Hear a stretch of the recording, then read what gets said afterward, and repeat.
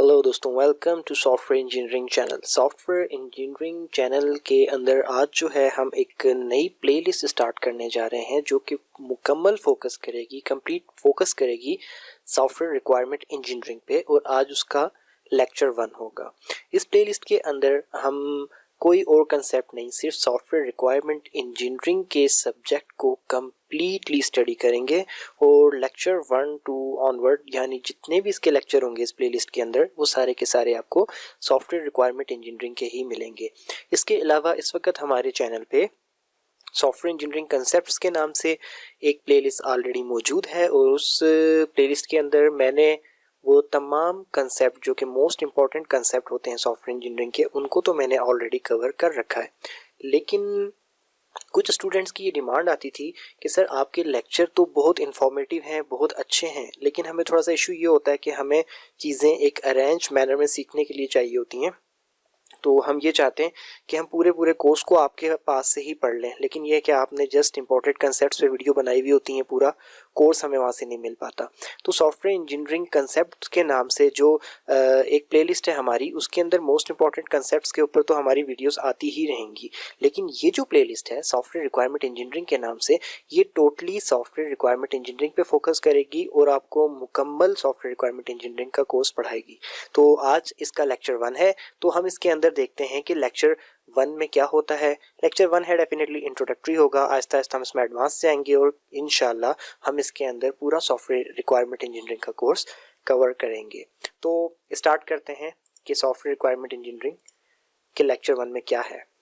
सबसे पहले तो आ गया introduction. Requirements form the basis for all software products. अब ये बात इसमें क्या है कि जो आपकी रिक्वायरमेंट्स होती हैं वो क्या होती हैं, वो बेसिकली ऐसी चीज़ होती हैं जो कि आपकी सॉफ्टवेयर प्रोडक्ट की बेस बनाती हैं। यानी कि आप एक सॉफ्टवेयर बनाने जा रहे हो तो उस सॉफ्टवेयर की बुनियाद जो आपको देंगी वो क्या चीज़ देगी, रिक्वायरमेंट्स। मीन्स ये कि अगर आपके पास रिक्वायरमेंट्स हैं तो आप उसी की बेस पे एक अच्छा सॉफ्टवेयर बना सकते हो। ठीक है। Requirement engineering is the process which enable us to systematically determine the requirements for software product. अब ये क्या है रिक्वायरमेंट इंजीनियरिंग? ये एक मुकम्मल प्रोसेस है और इस प्रोसेस में क्या होता है, ये आपको अलाउ करता है कि आप जो है एक थ्रू प्रॉपर चैनल, एक प्रॉपर वे के अंदर आप जो है रिक्वायरमेंट्स को स्पेसिफाई कर सको, डिटरमाइन कर सको उस सॉफ्टवेयर प्रोडक्ट के लिए जो आप बनाने जा रहे हो। अब सिस्टमैटिकली कैसे? मीन्स ये कि कोई भी काम आप करने जा रहे हो, आप एक सिंपली उठते हो और कोई काम कर देते हो तो काम तो तब भी हो जाएगा, लेकिन एक काम आप उसको करने से पहले प्रॉपर प्लानिंग करते हो। प्लानिंग करने के बाद आप क्या करते हो कि आप उसके अंदर कुछ रूल्स बनाते हो, फिर उन रूल्स को फॉलो करते हो और फिर उसके बाद वो काम करते हो। तो एक काम जो आपने वैसे उठ के कर दिया और एक प्रॉपर प्लानिंग करने के बाद कुछ रूल्स बना के उनको फॉलो करते हुए किया, तो उन दोनों में से बेहतर कौन सा होगा? वो जिसके अंदर प्रॉपर प्लानिंग इन्वॉल्व थी, जिसमें कुछ सेट ऑफ रूल्स इन्वॉल्व थे।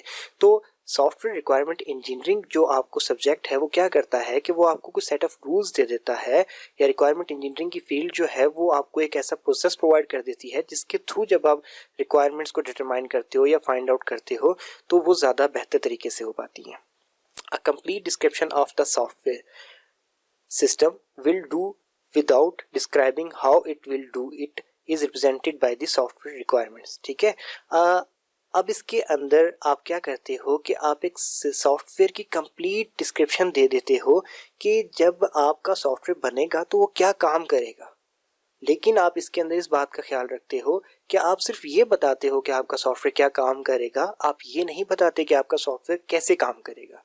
ये मोस्ट इंपॉर्टेंट पॉइंट है। तो जब आपके पास सॉफ्टवेयर की तमाम रिक्वायरमेंट्स आ जाती हैं, यानी कि जो सॉफ्टवेयर आप बनाने जा रहे हो उसकी तमाम रिक्वायरमेंट्स आ जाती हैं, तो उन तमाम रिक्वायरमेंट्स के अंदर आपने क्या किया हुआ होता है, आपने डिटेल में ये बात बताई हुई होती है कि आपका जो सॉफ्टवेयर बनेगा वो क्या काम करेगा। मीन्स की रिक्वायरमेंट्स इस तरीके से होनी चाहिए कि उनको पढ़ते ही पता चल जाए कि ये सॉफ्टवेयर क्या काम करने वाला है जो हम बनाएंगे। लेकिन कहीं पे भी आपने ये नहीं बताना कि आप उसको कैसे बनाएंगे। कैसे वाला काम रिक्वायरमेंट इंजीनियरिंग में नहीं होता। ठीक है। क्या होगा ये रिक्वायरमेंट इंजीनियरिंग में होता है। Software requirement engineering are complete specification of the desired external behaviour of the software system to be built. Software requirements क्या होती हैं, वो एक कंप्लीट स्पेसिफिकेशंस होती हैं उस एक्सटर्नल बिहेवियर की जो कि आप उस सॉफ्टवेयर से चाह रहे होते हो, जो कि आप बना रहे हो। अब मैं आपको इसको थोड़ा सा आसान करके बताता हूँ। मीन्स ये कि आप कोई सॉफ्टवेयर बनवाने जा रहे हो तो वो बनने के बाद किस तरीके का एक्सटर्नल बिहेवियर दे। मीन्स ये कि आपके सामने वो किस तरीके से आए, किस बटन पे प्रेस होने पे क्या काम करे और वो क्या क्या फीचर्स प्रोवाइड करे। एक्सटर्नल बिहेवियर जो कि यूज़र को नज़र आ रहा होगा सॉफ्टवेयर का, वो क्या होना चाहिए, ये सारी की सारी चीज़ें आपकी सॉफ्टवेयर रिक्वायरमेंट्स ही फाइनल करती हैं। तो इसके बाद सॉफ्टवेयर रिक्वायरमेंट्स जो है वो may be abstract statement of services और कंस्ट्रेंट्स, डिटेल मैथमेटिकल फंक्शंस। अब सॉफ्टवेयर रिक्वायरमेंट्स किस किस्म की हो सकती हैं? हो सकता है कि जो बंदा सॉफ्टवेयर आपसे बनवाने आया है वो एब्स्ट्रैक्ट लेवल पे कुछ स्टेटमेंट्स बता दे कि इस किस्म की सर्विसेज हमारा सॉफ्टवेयर प्रोवाइड करेगा जो हम बनवाना चाहते हैं, तो वो भी रिक्वायरमेंट है। हो सकता है कि वो ये बता दे कि हमारे सॉफ्टवेयर में ये चीज़ भी नहीं होनी चाहिए, ये चीज़ भी नहीं होनी चाहिए, ये चीज़ भी नहीं होनी चाहिए। इस तरीके से कुछ बता दे कि क्या नहीं होना चाहिए। मीन्स के कुछ कॉन्स्टेंट्स, कुछ रुकावटें बता दे कि हमारे सॉफ्टवेयर में ये काम भी जब कोई करने की कोशिश करे तो ना हो, एंड सो ऑन। तो वो क्या है, वो भी आपकी रिक्वायरमेंट्स ही हैं। वो आपको क्या बता दे, डिटेल मैथमेटिकल फंक्शंस। मीन्स ये कि आप एक जो है सॉफ्टवेयर बनाने जा रहे हो जो कि आपके लिए बहुत हैवी किस्म की मैथमेटिकल कैलकुलेशंस करेगा। तो वो मैथमेटिकल कैलकुलेशंस जिनको आप सॉफ्टवेयर के थ्रू करना चाह रहे हो, उन मैथमेटिकल कैलकुलेशंस को करने वाले फार्मूलाज भी तो आपको पता होने चाहिए, ठीक है। तो वो मैथमेटिकल फंक्शंस या फिर वो मैथमेटिकल फार्मूलाज अगर आपको दे दिए जाएं जिनका यूज़ आपने सॉफ्टवेयर में करना है हैवी कैलकुलेशंस करने के लिए, तो उन फंक्शंस को, उन फार्मूलाज को भी आप क्या कहोगे कि ये भी रिक्वायरमेंट्स हैं, ठीक है। इसके अलावा आपका part of the bid of contract, जब आप एक सॉफ्टवेयर के लिए कॉन्ट्रैक्ट करने जा रहे हो, उसमें कोई बिडिंग हो रही है तो उसका कोई कॉन्ट्रैक्ट का हिस्सा भी हो सकती है रिक्वायरमेंट, ठीक है। द कॉन्ट्रैक्ट इटसेल्फ, ऐसा भी हो सकता है कि पूरा का पूरा कॉन्ट्रैक्ट जो है वो भी आपका एक रिक्वायरमेंट हो। मींस ये कि कॉन्ट्रैक्ट में लिखा हुआ हो कि जी हम आपको एक सॉफ्टवेयर बना के देंगे जिसमें ये होगा, ये होगा, ये होगा, ये होगा, एंड सो ऑन, कोई 8-10 चीज़ें लिखी हुई हो और इसके नीचे आपके साइन हुए हुए हो कि ये हम आपको 6 दिन में बना कर देंगे या 6 महीने में बना के देंगे या 6 साल में, जो भी टाइम पीरियड है। तो पूरा कॉन्ट्रैक्ट ही हो सकता है कि बेस्ड करता हो रिक्वायरमेंट्स के ऊपर, तो वो भी सॉफ्टवेयर रिक्वायरमेंट हो सकती है, ठीक है। Part of the technical document which describes the product, अगर आप एक टेक्निकल डॉक्यूमेंट लिखते हो जिसके अंदर आपने ये डिस्क्राइब किया हुआ है क्या आपकी प्रोडक्ट किस किस्म की होगी या फिर वो क्या काम करेगी, तो वो जो आपने डिस्क्राइब किया हुआ है कि वो क्या काम करेगी, तो वो भी क्या है, वो भी आपकी सॉफ्टवेयर रिक्वायरमेंट्स हैं। तो सॉफ्टवेयर रिक्वायरमेंट्स किसी भी शक्ल में आपके पास मौजूद हो सकती हैं। अच्छा, सोर्सेज ऑफ सॉफ्टवेयर रिक्वायरमेंट्स, ये रिक्वायरमेंट्स आती कहाँ से हैं? हमने ये तो समझ लिया कि क्या होता है। अब इसके बाद हमें ये भी तो पता होना चाहिए कि रिक्वायरमेंट्स आती कहाँ से हैं। तो सबसे पहले ये रिक्वायरमेंट्स आपके पास आती हैं स्टेक होल्डर्स से। ये स्टेक होल्डर्स कौन होते हैं? People affected in some way by the system. Means ये कि ऐसे तमाम लोग जिनका किसी ना किसी तरीके से उस सॉफ्टवेयर से कुछ ना कुछ लेना देना होता है जो सॉफ्टवेयर बनने जा रहा है, तो वो लोग आपको रिक्वायरमेंट्स देते हैं, ठीक है।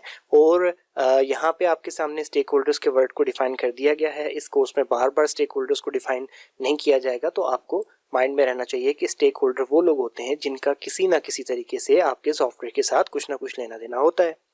इसके बाद कुछ डॉक्यूमेंट्स इस तरीके के हो सकते हैं जिसके अंदर आपको रिक्वायरमेंट्स मिल जाए। इसके बाद एग्जिस्टिंग सिस्टम हो सकते हैं। एग्जिस्टिंग सिस्टम क्या होंगे? लाइक आप जिस कंपनी के लिए आप सॉफ्टवेयर बनाने जा रहे हो, उस कंपनी के किसी काम को कंप्यूटराइज करने के लिए ही बनाने जा रहे होगे ना, तो वो कंप्यूटराइज होने से पहले किस तरीके से वो सिस्टम काम कर रहा था, आप उसको जाके स्टडी करते हो, उसको देखते हो, तो आपको क्या होता है कि आपको वहाँ से एग्जिस्टिंग सिस्टम से आपको रिक्वायरमेंट मिलती हैं। इसके अलावा डोमेन और बिजनेस एरिया। ओके, अब ये क्या होता है, डोमेन और बिजनेस एरिया से कैसे रिक्वायरमेंट्स मिलती हैं वो भी मैं आपको बता देता हूँ। लाइक आप के सामने एक शॉप, एक मॉल वाला, या चले मॉल को छोड़ें, एक शॉप वाला आता है, वो ये कहता है कि मुझे एक सॉफ्टवेयर चाहिए अपनी शॉप के डेली के वर्क को कंप्यूटराइज करने के लिए, ठीक है। अब शॉप चाहे किसी भी चीज़ की हो, चाहे वो एक मेडिकल स्टोर हो, ठीक है, चाहे वो ग्रॉसरी शॉप हो, या फिर वो किसी भी चीज़ की क्यों ना शॉप हो, बेशक वो कपड़ों की शॉप भी हो, गारमेंट्स की शॉप हो, कोई भी शॉप हो सकती है, टॉय शॉप हो। द पॉइंट इज कि वो शॉप तो है, तो उसका डोमेन क्या है, उसका बिजनेस एरिया क्या है कि चीज़ों को ख़रीदो और अपना प्रॉफिट रख के उन चीज़ों को आगे सेल करो, और मंथ के एंड पे या वीक के एंड पे या डे के एंड पे हमें रिपोर्ट मिल जाए कि आज हमें इतना प्रॉफिट हुआ, हमने इतनी प्रोडक्ट सेल्स की और इतना स्टॉक बाकी है और इतनी चीज़ें सेल हो गई और इस चीज़ का स्टॉक ख़त्म हो गया एंड सो ऑन। तो क्या रिक्वायरमेंट होती हैं? यही होती हैं एक शॉप वाले सॉफ्टवेयर की। तो अब हो सकता है कि ये सारी की सारी रिक्वायरमेंट उस बंदे ने आपको ना बताई हो जो आपके पास आया था अपनी शॉप के लिए सॉफ्टवेयर बनवाने के लिए, लेकिन ये सारी रिक्वायरमेंट ऑटोमेटिकली आपको मिल गई। कहाँ से? उसके डोमेन से। उसका डोमेन क्या था? शॉप। उसका बिजनेस एरिया क्या था? शॉप। तो उस डोमेन से, उस बिजनेस एरिया से जितनी भी रिक्वायरमेंट्स थी वो आपको मिल गई। तो ये आपका एक सोर्स ऑफ रिक्वायरमेंट हो सकता है। इसके अलावा जो उसकी अपनी स्पेसिफिक रिक्वायरमेंट्स होंगी वो भी आप ले लोगे। ओके, अब इसके बाद आगे चलते हैं। तो levels of software requirements means ये कि जो आपको सॉफ्टवेयर रिक्वायरमेंट्स मिलती हैं उनका लेवल क्या होता है, वो कितनी डिटेल में बताई गई जाती हैं या कितनी एक एब्स्ट्रैक्ट लेवल पे बताई जाती हैं। तो stake holder describe requirement at different level of details. ठीक है, जो आपके स्टेक होल्डर्स होते हैं, अब आपको पता होना चाहिए कि स्टेक होल्डर्स कौन होते हैं। तो वो रिक्वायरमेंट्स को किसी एक लाइन में नहीं बताते, किसी एक पैराग्राफ में नहीं बताते, उनका बताने का तरीका डिफरेंट हो सकता है। हो सकता है कि वो आपको जस्ट एक सेंटेंस में या एक वर्ड में अपनी रिक्वायरमेंट समझाने की कोशिश करें। हो सकता है कि वो पूरा दिन लगा के आपके सामने बैठ के एक कहानी सुना के आपको रिक्वायरमेंट बताने की कोशिश करें। हो सकता है कि वो आपको एक लेटर पे 2 लाइनें लिख के भेज दें। हो सकता है कि एक लेटर पे एक पैराग्राफ लिख के भेज दें, एक पेज के ऊपर, सॉरी। तो लेवल ऑफ रिक्वायरमेंट डिफरेंट होता है। स्टेक होल्डर भी आपके सॉफ्टवेयर का एक नहीं होता, मुख्तलिफ लोग होते हैं जो आपके सॉफ्टवेयर के साथ लिंक होते हैं। तो हर कोई एक ही रिक्वायरमेंट को डिफरेंट पर्सपेक्टिव पे बताता है। ठीक है, one persons floor is another person ceiling. ठीक है, ये बात आपको समझ आनी चाहिए कि एक आदमी जिसको अपना फर्श कह रहा होता है वो दूसरे आदमी की छत होती है। लाइक अगर आपके पास डबल स्टोरी हाउस है तो इसके अंदर आप अगर ऊपर वाले स्टोरी पे बैठे हुए हो तो आप कहोगे नीचे देखकर कि ये मेरा फ्लोर है, ये मेरा फर्श है। लेकिन उसी बिल्डिंग से नीचे वाली बिल्डिंग में जो बंदा बैठा होगा वो ऊपर देख के कहेगा कि ये मेरी छत है। ठीक है, तो दोनों गलत नहीं है, दोनों ठीक हैं, बट द पॉइंट इज कि आपने समझना है कि वो फ्लोर और छत में डिफरेंस क्या है। आपने समझना है कि एक उससे नीचे एक उससे ऊपर है। सॉफ्टवेयर रिक्वायरमेंट इंजीनियरिंग का सब्जेक्ट ये रूल्स बताता है कि आप किस तरीके से इस किस्म की जो कम्प्लेक्सिटीज होती हैं उनको दूर करके चीज़ों को बेहतर तरीके से अंडरस्टैंड कर सकते हो। ओके, अब हम आगे चलते हैं।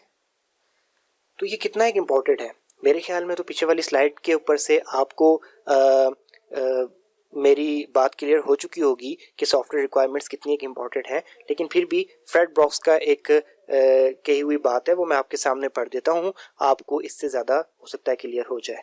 The hardest single part of building a software system is deciding what to build. No other part of the work so cripples the resulting system if done wrong. No other part is difficult to rectify later. ठीक है, अब ये बड़ी simple words में इसने बात बताई है, इसके ऊपर मैं एक्सप्लेन नहीं करूंगा आपको दोबारा से। ये चीज़ें आप इसको पढ़ के समझें खुद कि वो क्या कहना चाह रहा है, और यही बात आप माइंड में रखिएगा।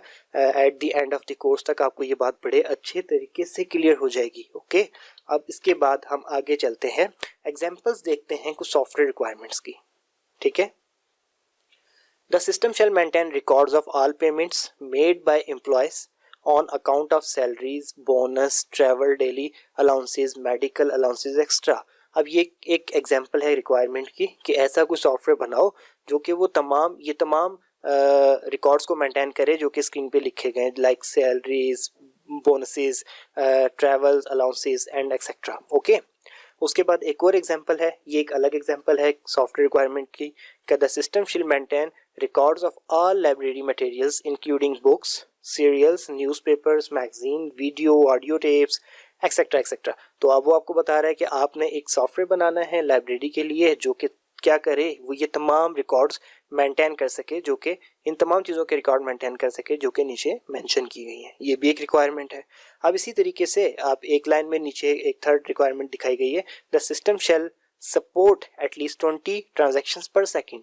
मीन्स ये कि आपका एक सॉफ्टवेयर है जिसके थ्रू ट्रांजैक्शंस की जाती हैं। वो ट्रांजैक्शन किस चीज़ की हो सकती है, वो मनी ट्रांजैक्शन हो सकती है, या फिर वो कोई एप्लीकेशंस ट्रांजैक्शन हो सकती है, कुछ भी हो सकती है।